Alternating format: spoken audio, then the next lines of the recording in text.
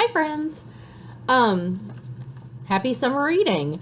Right now, or this video is about a book series about a dog, and we have a good bit of the collection in it in the library. If you like historical fiction, this is probably for you. And the series is called Ranger in Time, and I'm going to be reading the first chapter of Rescue on the Oregon Trail, which is the first book in the series. But one good thing about this series, I don't really think you have to read it in order. First book kind of gives you an understanding of how they're set up, and the rest of them kind of, they have their own independent stories. So anyway, and it's by Kate Messner, sorry. So here we go. Ranger in Time, Rescue on the Oregon Trail, Chapter 1. 75 pounds of bacon. Let me stop and make a correction. I'm not going to read just one chapter this time. I'm going to read 2 chapters, but there's a reason behind that. So, Chapter 1, 75 pounds of bacon. Sam Abbott lugged another sack of bacon to the wagon and sat down to wipe his forehead.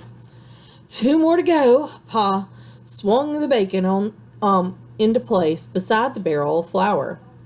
Mr. Palmer says we need 75 pounds of bacon for each adult. Too bad Mr. Palmer isn't here to help us carry it, said Sam. Mr. Palmer had written the guidebook their father held as close as the Bible these days. It told the story of his trip to the Oregon Territory and gave suggestions for how their folks could make the same journey to the fresh air and rich farmland of Wilmette Valley. Okay, let me show you the little picture at the top of the chapter just because I like to look at those too. Most, like Sam's family, traveled to Independence, Missouri, or one of the other jumping off points first. There, they could get supplies and meet up with a wagon train. Traveling together was safer. For each adult on the journey, Mr. Palmer said to pack 200 pounds of flour, 75 pounds of bacon, 30 pounds of pilot bread, and 10 pounds of rice. Sam and his father had packed some of that before the family set out from their farm near Boonsville, Missouri, 6 days ago. When they arrived in Independence, they purchased the rest at a busy trading post. Now they had to finish loading it onto the wagon. So there he is, and I guess that's his pa and his ma, and maybe 2 sisters.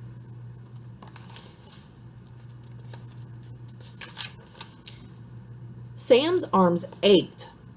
How was he going to make it 200 miles to Oregon when he was already tuckered out just from loading supplies?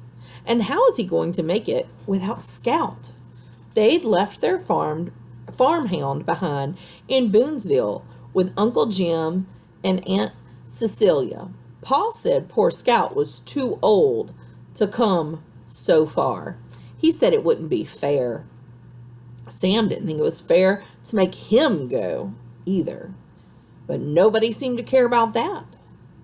They were setting out on a trail this morning, now that the grass had grown enough for the oxen and horses to eat along the route.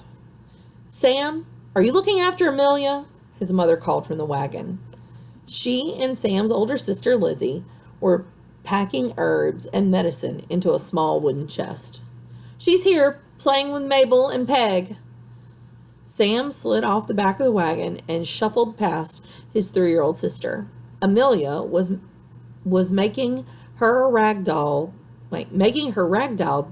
dance for the chickens they'd brought to lay eggs along the way. Sam was about to grab another sack of bacon when he heard a shout. Whoa! A horse had broken away from its owner and was tearing through the square. It reared up every time someone snatched at its reins. It raced this way and that, kicking up dust and knocking over barrels. Finally, the owner got it tied up to a post and turned his attention to an auction happening by the courthouse. $20! $20 there? Do I hear 25 now? 25! He's a fine, strong mule. Gentlemen, 25! Independence. Is there a picture there with us? Nope. Independence was full of travelers passing through. Some, like Sam's family, were making the trip to the Oregon Territory for better farmland. Others were going to California to search for gold. When some of them heard stories about disease, starvation, and snowstorms along the route, they decided they weren't up for the trip after all. Then they started auctioning off their mules to the highest bidders. Sam sat down on a heap of sacks and watched. He wondered what it would be like to set off on his own to find gold in a mountain stream. "Sam," Paul called from the wagon, "we can't eat your daydreams out on the trail. Load the rest of that bacon." Sam stood up and sighed. He shoved a hand into his pocket and felt the folded up friendship quilt squares his cousins had made. They hadn't finished in time to include them in the big quilt that Aunt Cecilia put together for their family, but they gave them to Sam anyway. He was glad. He liked having 3 small squares of home in his pocket. One had a picture of Scout, carefully outlined in thread. Another square showed the crooked apple tree by the fence. The third showed the Abbott's farmhouse, a barn, pieced together with colorful scraps of fabric. Sam already missed home so much. Pa said it was all right to be sad, but your heart has room to love more than one place, he'd promised. Pa said the Oregon Territory was a land of milk and honey. He said it would be one of those places to love for sure. Still, Sam couldn't help worrying it would be like Independence, a land of dust, smelly animals, and stale bread. At least they'd have bacon. He hugged another sack to his chest. "Amelia!" Sam's mother called out. She was searching around the wagon frantically. "Amelia!" Her eyes landed on Sam. "Where is she?" "I was watching her, but..." Sam ran to where his sister had been. Her doll lay in the dirt next to the chicken coop. Sam picked it up and looked around. Amelia was gone. Chapter 2. Mystery in the Garden. Same picture as the one before. "What you got, Ranger? What did you find, boy?" Luke called from the porch swing, where he and Sadie were finishing their pizza slices for lunch. Seems a little different than the place that we just left. Ranger was too busy digging the garden to look up. Ranger loved to dig. He loved the damp smell of earth. He loved the showers of dirt and rock that flew from under his paws and pattered on the ground behind him. He loved finding things, especially bones. There was something hard buried here. Ranger wasn't sure if it was a bone. He lowered his head to sniff the thing. Not a bone. Metal. It smelled old. He sniffed again and caught another scent in the wind. "Squirrel!" Ranger whipped his head around. "There, by the picnic table!" Ranger took off running, and so did the squirrel. It was fast, but Ranger was bigger, and he was catching up. Ranger loved chasing squirrels. He'd never caught one. He wasn't sure what he would do if he did. But they were such fun to chase with their twitchy, fluffy tails. He chased it twice around the picnic table, over a bench, and around a bird bath. As Ranger was getting close, the squirrel raced up the oak tree and perched on a way up branch and chattered down at him. Sadie laughed. "Another one got away!" "Poor Ranger. You still can't resist those squirrels, can you?" Luke came over and scratched Ranger's ear. "You would have been such a good search and rescue dog." Ranger thought so too. He pushed his head into Luke's fingers. Squirrels were the reason Ranger couldn't be a search and rescue dog. Ranger had done all the training with Luke and Dad. They went to the special schools with other dogs, German Shepherds and Labradors and other Golden Retrievers like Ranger. There, they learned to rescue people in trouble. When Luke ran into the woods and hid, Ranger could always find him. He knew to stay there and bark until Dad came. That's what you did with lost people. You had to stay with them and signal an alert to bring help. Ranger had practiced finding Luke in the different situations. He practiced finding other people too. He could sniff a person's shirt or hat and then follow the smell of that person in the air to wherever the person had gone. Ranger was excellent at sniffing and finding. But to be a search and rescue dog, you had to ignore squirrels, even when they raced right past you, flicking their fluffy tails. You weren't allowed to take off and chase them. You had to pretend the squirrels weren't even there. But they were! So Ranger chased them every time. He couldn't resist. Why was that a problem? It was only practice, after all. Ranger would never go chasing after a squirrel if a real live person needed help. But the man who worked with Luke and Dad couldn't seem to understand. "I'm sorry," he told them. "I can't pass him." Luke had looked sad about that. It made Ranger sad for a moment, too. But then a squirrel came flying across the lawn and Ranger chased it around in circles. That made him feel much better. The squirrel had gotten away, just like the one in the yard. It was way up in the tree now. Sadie and Luke went inside to take care of their pizza plates, so Ranger went back to the garden to dig. Soon he had the metal thing uncovered. It was a box with a strap made from some kind of animal hide. Ranger clamped his teeth onto the leather and tugged the box from the hole. It had a symbol like the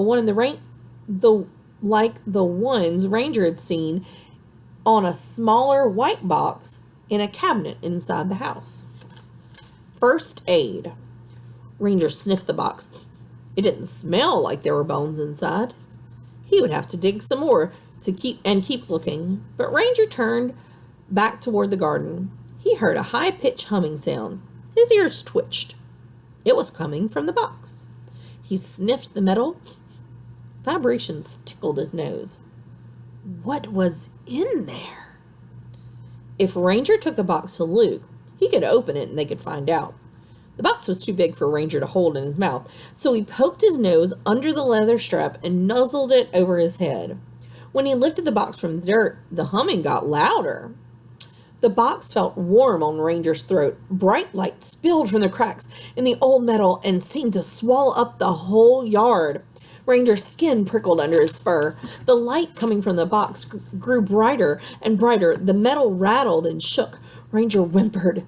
He flopped down on the grass and tried to paw the box away, but all he could see was white hot light, too bright. The light spread and grew.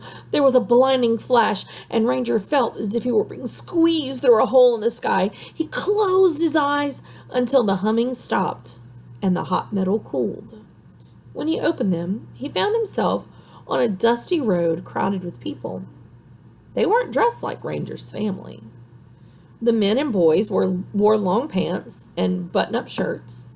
The girls had skirts and aprons like the kind Sadie wore when she played dress-up. Ranger sniffed the air. This was not his backyard. He smelled campfires and horses and chickens. He smelled coffee and hot grease and bacon. But above all, he smelled men, crowds of them, hurrying and carrying and loading. They smelled of dust and smoke and sweat. Ranger pricked up his ears. This wasn't Luke's neighborhood. There were no shouting, playground voices, no zooming cars. Instead, hooves clopped and thumped the unpaved streets. Animals whinnied and neighed and snorted. Men shouted at one another from across the busy square. "Get up, Fergus! Haw! Hurry now! Deal of a lifetime on 2 yoke of oxen!" Then Ranger heard a woman's voice, shrill and full of fear. He didn't know who she was, but he understood her frantic words. "Find her! Find her now!" So, what do you think's going on? To find out, come in and check out Ranger in Time Rescue on the Oregon Trail. Do you think they'll be able to find the little girl in time? All right. See you guys later. Bye.